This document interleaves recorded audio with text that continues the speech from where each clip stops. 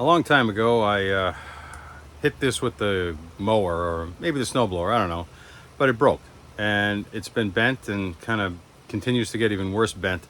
So I figured I'd try and replace it. And so I called up Weber, and they said, "Oh no, that part, because this is a special Master Touch unit. It has a special part, and because the special part is unavailable, sorry, you're gonna have to wait." And it was like $50.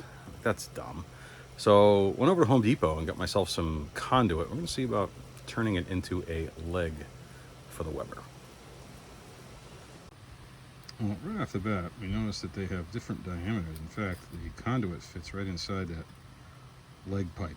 So we got to think about how to do this. So I'll just mark the piece and we'll cut it.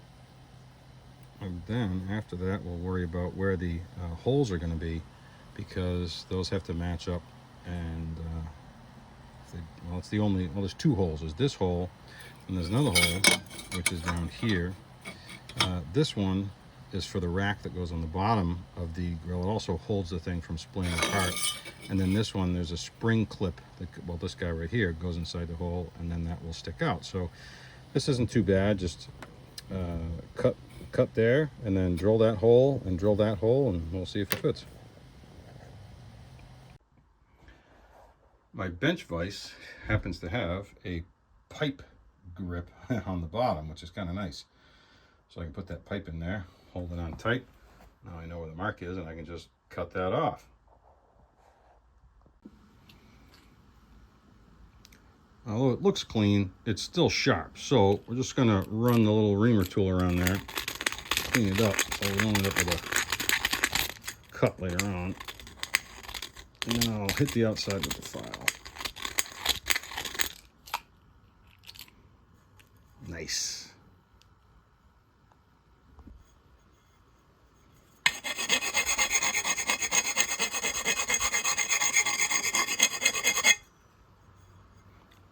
Nice. So one of the harder things to do here is to get the drill hole aligned with the workpiece. I want to duplicate this. And so what I'm going to do is I've already lowered the drill. It's a 3/8 inch drill bit, and I know where it's going to be. So it's in that position. And I'm going to use these work stops here that are for the table saw, but they're nice and magnetic, and they will stop the workpiece where I want it. So the hole will be in the right place when I drill it. Put this guy on the other side, and we should be good to go. So if I pull this out, then I should be able to put the new workpiece in there, or the new part in, and it should fit. Now it'll be a little bit loose because remember, we have a the diameter is different. This diameter is a little bit bigger than this one, but it should be close enough for what we're trying to do.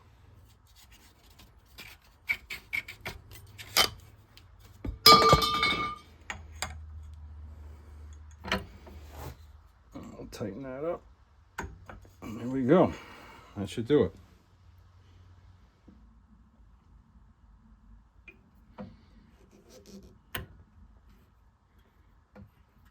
All right, let's cut a hole.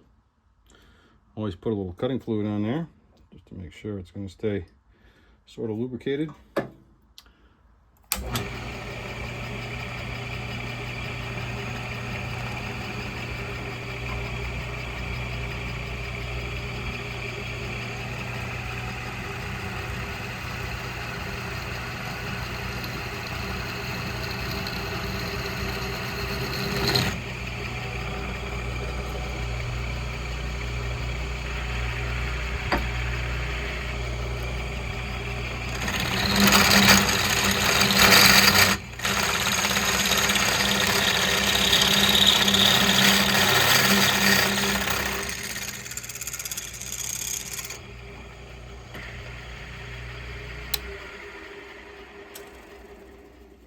And there we go.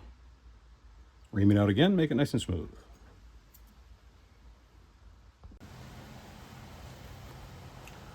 So now I've got to find the spot for the other hole.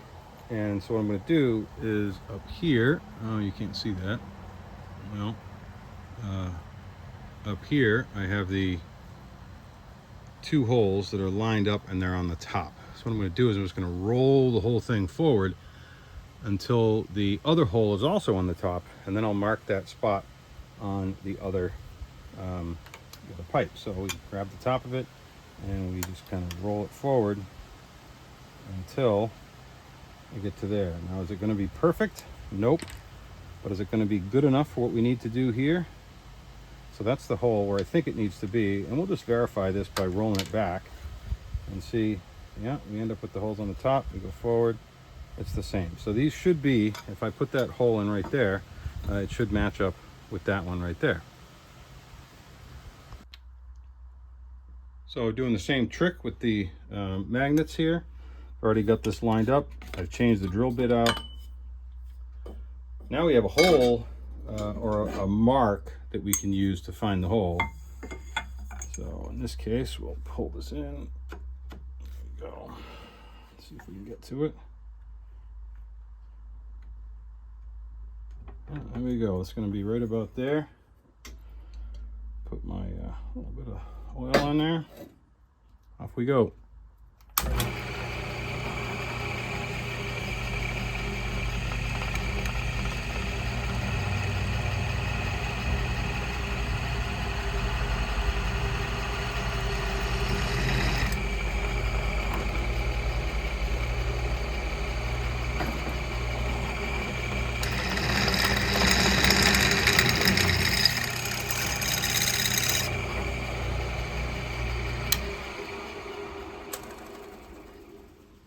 Two holes done, ready to put it back together. And now to assemble. First thing that goes in is the clip, and this tip right here stays out, so this will go in like that. And there we go. So that will allow us to install and remove it. And then I found this on the side of the road, I kid you not, and it conveniently should fit right on the end, and that will keep the leg from sinking into the ground. How's that? There we go, ready to go. And now to put it together. First thing we got to do is put that right in the hole there, and then it should just pop right on. There you go. A perfect repair. Well, maybe not so perfect. You can see how much it wiggles, and I'd like to reduce that. If you remember, the diameter of this was a little bit smaller than the diameter of the other legs. So what I'm going to do is I'm going to cut off the end of the existing leg and put it in here as a sleeve, and then we'll put it back together. And you can see I put that sleeve around there. It's less wiggly. It's not perfect, but it's better than it was. So there you have it. A brand new leg, total cost $11 compared to the 40 plus that our friends at Weber wanted. And I've got enough tubing that if I needed to replace the back legs, I could do that as well.